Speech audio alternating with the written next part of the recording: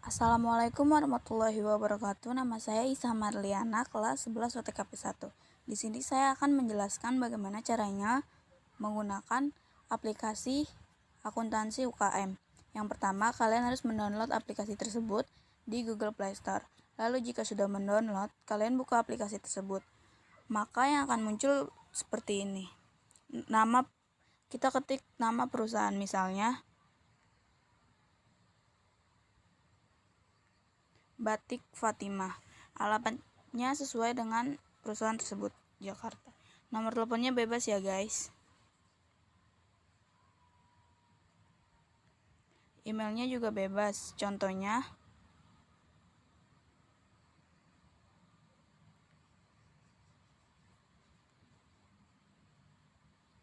gmail.com. Lalu simpan. Akan muncul seperti ini. Kita klik kiri. Terdapat jurnal, laporan, pengaturan, kalkulator, bantuan, tentang dan donasi. Pertama kita harus setting bulannya terlebih dahulu. Saya memilih bulan Januari. Lalu klik kanan. Soal yang pertama adalah 3 Januari Nyonya Fatimah mendirikan butik dengan setoran uang sebesar 37 juta rupiah. Di sini kita tambah modal pemilik, lalu keterangannya modal Nyonya Fatimah. Nominalnya 37 juta. Maaf guys, salah. Lalu kita setting tanggalnya menjadi tanggal 3 Januari.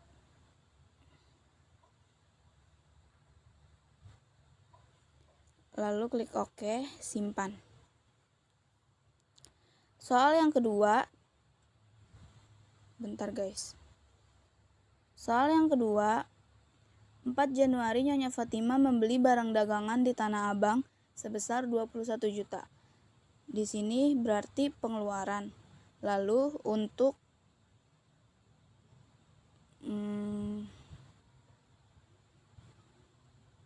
persediaan barang dagangan, keterangannya persediaan barang dagangan, nominalnya 21 juta rupiah. Lalu setting tanggalnya, klik OK, simpan. Soal yang ketiga, 5 Januari pemilik menerima uang pinjaman dari Bank BRI sebesar 50 juta. Berarti di sini utang bank ya guys. Lalu keterangannya utang bank.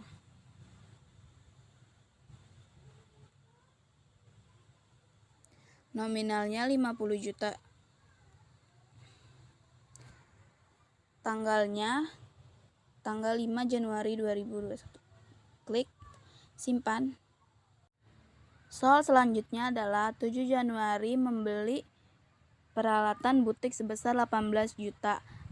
Berarti di sini pengeluaran untuk peralatan ya guys. Keterangannya peralatan.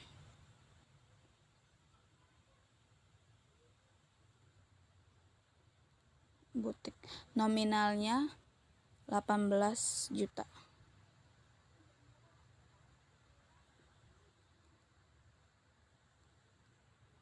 Kita setting tanggalnya menjadi 7 Januari. Simpan. Lalu soal yang kelima, 10 Januari diterima pendapatan dari penghasilan butik Ibu Fatimah sebesar 8 juta. Berarti di sini pemasukan, pendapatan kekas, keterangan pemasukan, penghasilan. Maaf guys.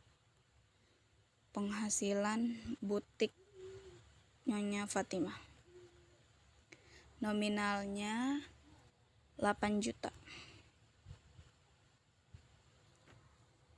Lalu setting tanggalnya, lalu klik simpan. Soal selanjutnya adalah Tanggal 12 Januari membeli barang dagangan sebesar 25 juta. Berarti pengeluaran untuk biaya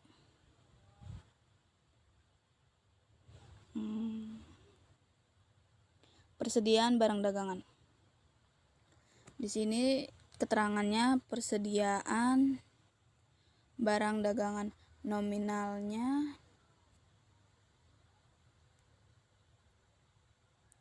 25 juta. Setting tanggalnya menjadi tanggal 12 Januari. Oke, lalu simpan.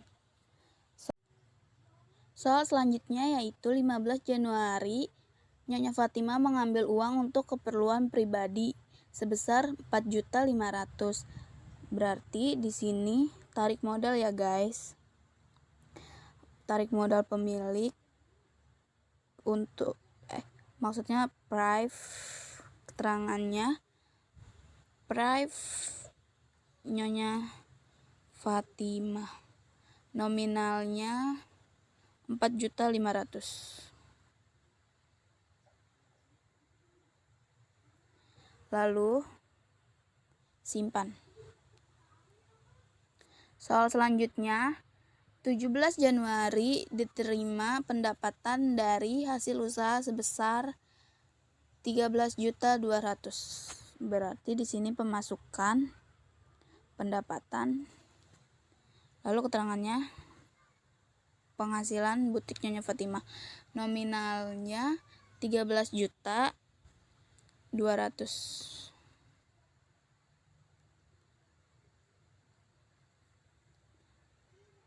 Lalu setting tanggalnya menjadi 17 Januari. Simpan. Lalu simpan. Soal selanjutnya, 18 Januari membayar tagihan IndiHome sebesar 575.000. Berarti di sini tertulis pengeluaran untuk biaya telepon. Keterangannya biaya telepon, nominalnya 575.000.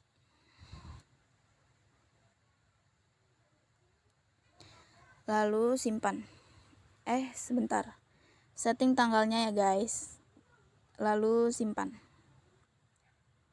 Soal selanjutnya, tanggal 21 Januari membeli barang dagangan kembali sebesar 7 juta.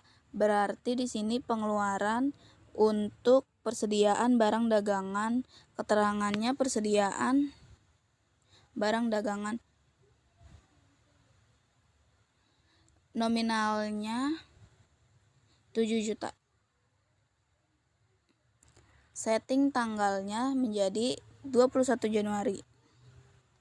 Oke. Lalu simpan. Soal selanjutnya yaitu 23 Januari Nyonya Rati membeli pakaian dari butik sebesar 9 juta dan akan dibayar bulan berikutnya. Berarti di sini piutang, guys. Keterangannya membeli pakaian,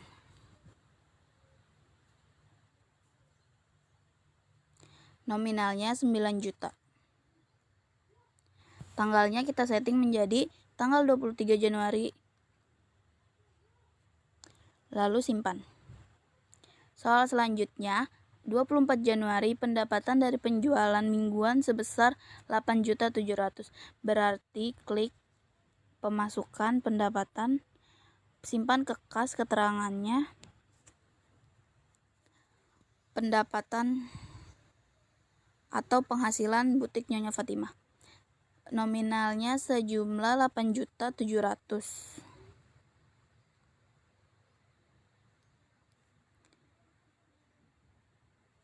Setting tanggal menjadi tanggal 24 Januari.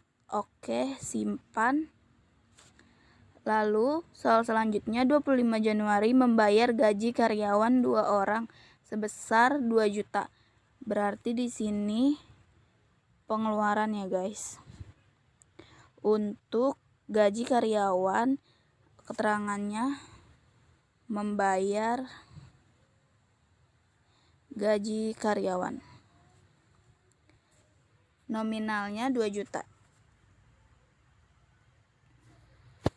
Lalu setting tanggal menjadi tanggal 25 Januari. Klik OK, simpan. Soal selanjutnya adalah tanggal 27 Januari dibayar sewa ruko usaha sebesar 2 juta. Berarti di sini pengeluaran untuk biaya sewa tempat usaha. Keterangannya untuk biaya sewa tempat usaha. Nominalnya 2 juta ya guys. Lalu setting tanggalnya menjadi tanggal 27 Januari. Klik lalu simpan. Soal selanjutnya 28 Januari dibayar iklan di RTV sebesar 620. Berarti di sini klik pengeluaran untuk biaya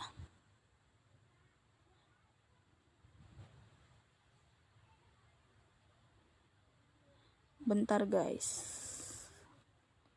Di sini nggak ada biaya untuk biaya iklan, jadi kita tulis untuk biaya umum lainnya. Keterangannya untuk biaya iklan. Nominalnya sebesar 620.000. Lalu setting tanggalnya menjadi tanggal 28 Januari. Lalu simpan. Soal berikutnya 29 Januari dibeli barang dagangan sebesar 7.200.000 secara kredit yang akan dibayar pada tanggal 28 Januari. Berarti di sini utang ya guys. Simpan ke kas, keterangannya utang dagangan. Nominalnya 7.200.000. Lalu setting tanggalnya menjadi tanggal 29 Januari. Lalu klik OK, simpan. Soal yang terakhir 31 Januari diterima pendapatan penjualan sebesar 25.300.000. Berarti di sini pemasukan pendapatan, keterangannya penghasilan butik Nyonya Fatimah. Nominalnya 25.300.000. Lalu setting tanggalnya menjadi tanggal 31 Januari. Klik OK, lalu simpan.